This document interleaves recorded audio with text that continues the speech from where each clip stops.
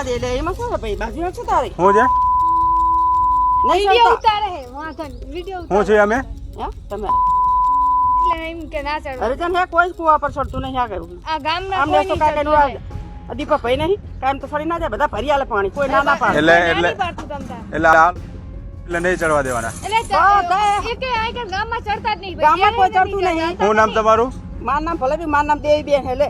તમારું શું નામ રૂક્ષાના હાંડું નથી લાવી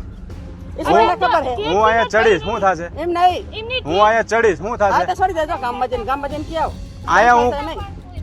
કોઈ ચડે કે ન ચડે હું અહીંયા કુએ ઊભો રહીશ આ વિડીયો સુરેન્દ્રનગર જિલ્લાના મેતાસારા ગામનો છે સોશિયલ મીડિયા પર જેણે આ વિડીયો પોસ્ટ કર્યો છે એમની સાથે વાત કરવાનો પ્રયત્ન કર્યો હતો પરંતુ વાત ન થઈ શકી પણ આ પ્રકારની ઘટનાઓ પર પ્રકાશ પાડવો ખૂબ જરૂરી છે કારણ કે દિવસમાં 2 થી 3 એવી ઘટનાઓ સામે આવે છે જેમાં જાતિના નામ પર કોઈ પણ વ્યક્તિ સાથે અસ્પૃશ્યતા થાય છે કોઈ પણ વ્યક્તિને ખરાબ રીતના એની સાથે વર્તન કરવામાં આવે છે અને એને એવો અહેસાસ કરાવવામાં આવે છે કે તું આ જાતિથી છે એટલે તારી સાથે આ બધું થઈ રહ્યું છે આ ઘટના સુરેન્દ્રનગરની છે પણ વાત માત્ર સુરેન્દ્રનગર સુધી સીમિત નથી ગઈકાલે જ એક સમાચાર સામે આવ્યા જેમાં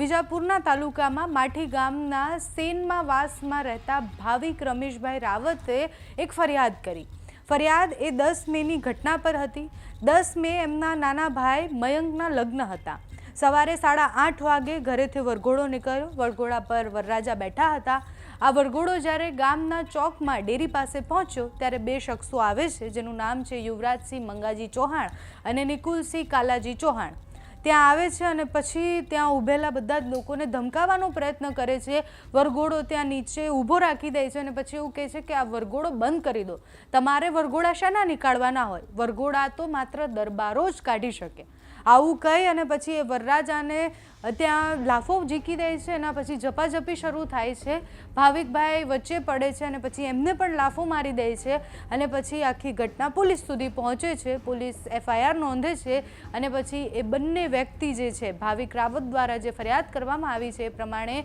યુવરાજસિંહ ચૌહાણ અને નિકુલ ચૌહાણ વિરુદ્ધ એટ્રોસિટી એક્ટ હેઠળ ગુનો નોંધવામાં આવે છે અને આ ગુનો નોંધાયા પછી આપણને એટલી તો ખબર પડે કે પોલીસ આમાં ખૂબ સરસ કામ કરી રહી છે આવી બહુ બધી ઘટનાઓ છે જેમાં પોલીસ એક્શન લે છે એટલે આજે સવારે જ એક વિડીયો બનાવ્યો જેમાં સુરતના મહુવાની ઘટના હતી જ્યાં આદિવાસીના જમીનના બાબતે બબાલ હતી અને રબારી સમાજ અને આદિવાસી સમાજના લોકો આમને સામને આવી અને બંને જૂથ વચ્ચે અથડામણ થઈ અને પછી આદિવાસી જે મહિલા હતા એમને જાતિવાચક શબ્દો કહેવામાં આવ્યા અને એના પછી 32 લોકો સામે એટ્રોસિટીની ફરિયાદ કરવામાં આવી એના સિવાય વિસાવદરનું એ ગામ પણ યાદ કરીએ જેમાં રામ મંદિર બનવાનું હતું અને એને પ્રાણ પ્રતિષ્ઠાના દિવસે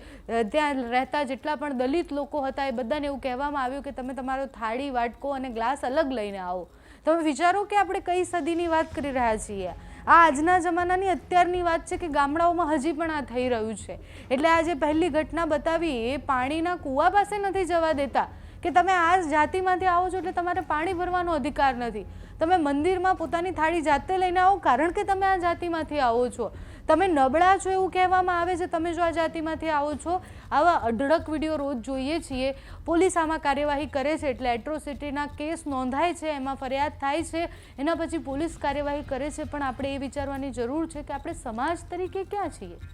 જો પોલીસના આપણે એટ્રોસિટીનો એક્ટ ના હોત અને જો સમજો કે અત્યારે આપણને એવું લાગે કે બધું જ બરાબર થઈ ગયું છે બધા જ સમાન છે બધું જ સરખું છે તો એ લોકોનું શું થાત એમનો અવાજ કોણ બને તેમની સાથે થતી આ બધી વસ્તુઓ અને એ ક્યારે બહાર આવી શકતું આ ફરિયાદો થાય છે પોલીસ કાર્યવાહી કરે છે એક્શન લેવાય છે એટલે વધારે ચર્ચા પણ થાય છે કે આવી ઘટનાઓ હજી પણ બને છે હજુ પણ અનેક ગામડાઓ એવા છે કે જ્યાં પાણી નથી જ ભરવા દેતા હજુ પણ ગામડાઓ એવા જ છે કે ત્યાં તે મૂછ કેમ રાખી છે તું ઘોડા પર કેમ બેઠો છો એમ કરી અને યુવકને મારવામાં આવે છે માત્ર ને માત્ર કેમ કારણ કે એ કોઈ જાતિમાંથી આવે છે આ જાતિવાદનો ઝેર જે છે આપણને અંદરથી ખોખલો કરી રહ્યો છે આપણને અંદરથી બહુ જ ખરાબ સમાજને આપણા સમાજને બહુ જ ખરાબ રીતના ખોખલો કરે છે આ ઝેર પણ આપણે એ સમજી નથી શકતા આપણે સમાજ તરીકે ક્યાં બદલાવાની જરૂર છે આપણે સમજવું પડશે